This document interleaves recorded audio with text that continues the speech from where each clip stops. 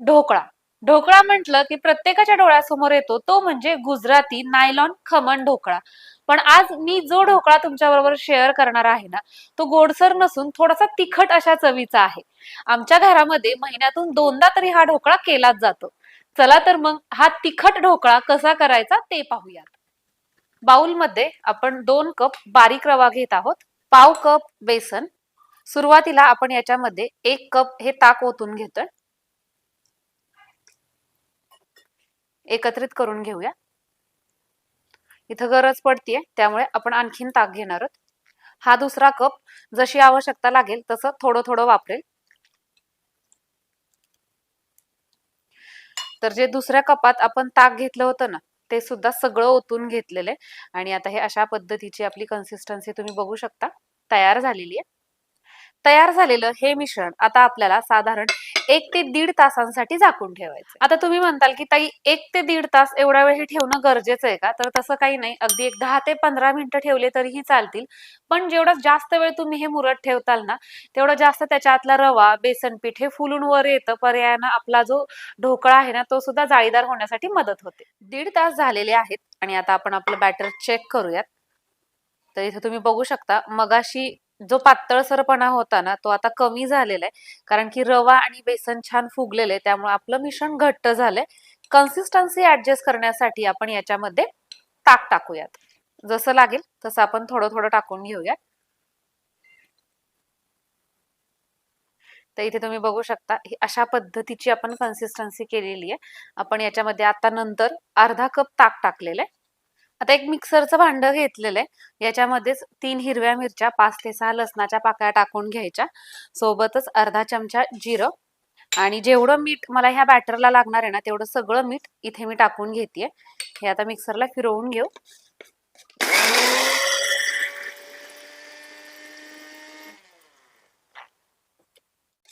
बारीक केलेलं हे सगळं वाटण आपण टाकून घेऊया.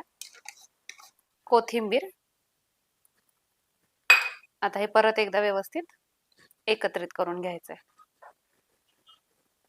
आणि याच्यामध्ये हळद टाकायची राहिली. हळद. व्यवस्थित असं हे एकत्रित करून घेऊ. आपण ही कढई घेतलेली आहे त्यामध्ये पाणी ओतून घेऊ. गॅस चालू करायचा आणि पाण्याला उकळी येऊ द्यायची. आता हे बॅटर आपलं व्यवस्थित आपण एकत्रित करून घेतलेले. यामध्ये आपल्याला आणखीन 2 इंग्रेडियंट टाकायचे, पण त्याच्या अगोदर काय करायचं, हा टीन घेतलेला आहे ज्यामध्ये तुम्ही ढोकळा शिजण्यासाठी ठेवणार आहात ना, तो टीन, त्याला तेल लावून घ्यायचा. हा टीन आता बाजूला घ्यायचा. परत एकदा आपलं हे बॅटर घ्यायचंय आणि यामध्ये आता आपण पाव टीस्पून टाकत आहोत खाण्याचा सोडा आणि 1 टीस्पून टाकत आहोत बेकिंग पावडर. आता हे परत एकदा व्यवस्थित एकत्रित करून घ्यायचंय. व्यवस्थित असं हे बॅटर एकत्रित केलेलं आहे आणि आता तयार झालेलं हे बॅटर आपण या टीन मध्ये ओतून घेतोय.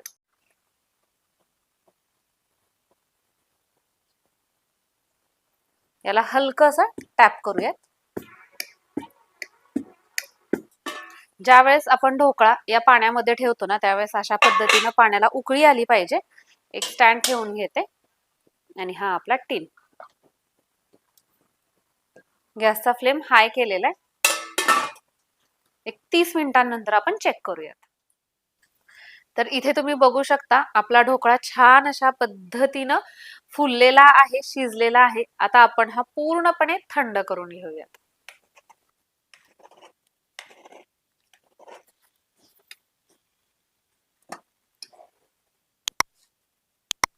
तर इथे तुम्ही बघू शकता टीनला अजिबात कुठेही चिटकलेलं नाहीये आपलं बॅटर.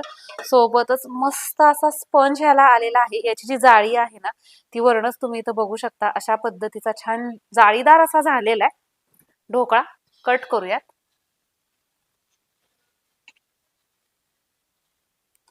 तुम्हाला आतनं देखील हा मी दाखवते कशा पद्धतीचा जाळीदार हा तयार झालेला आहे.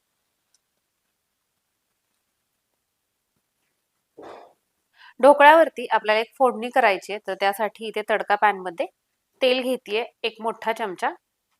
तेल हलकं असं गरम झालं की यामध्ये मोहरी 1 छोटा चमचा,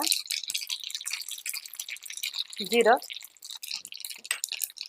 लसणाच्या पाकळ्या अशा बारीक चिरून घेतलेल्या, 5 ते 6 लसणाच्या पाकळ्या घेतल्यात आणि सोबतच 3 हिरव्या मिरच्या अशा पद्धतीनं 2 तुकडे करून घेतल्यात. लसूण जो आहे तो थोडासा ब्राऊन रंगाचा होऊ द्यायचा आणि नंतर मग ही मिरची टाकायची. आता आपण गॅस बंद करूयात.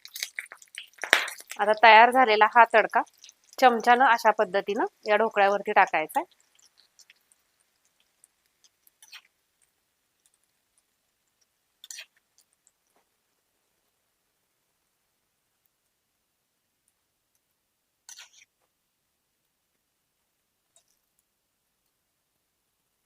आणि सगळ्यात शेवटी थोडीशी कोथिंबीर.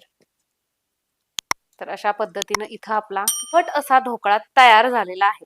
आता हा तुम्ही खोबऱ्याच्या चटणी बरोबर सर्व करू शकता.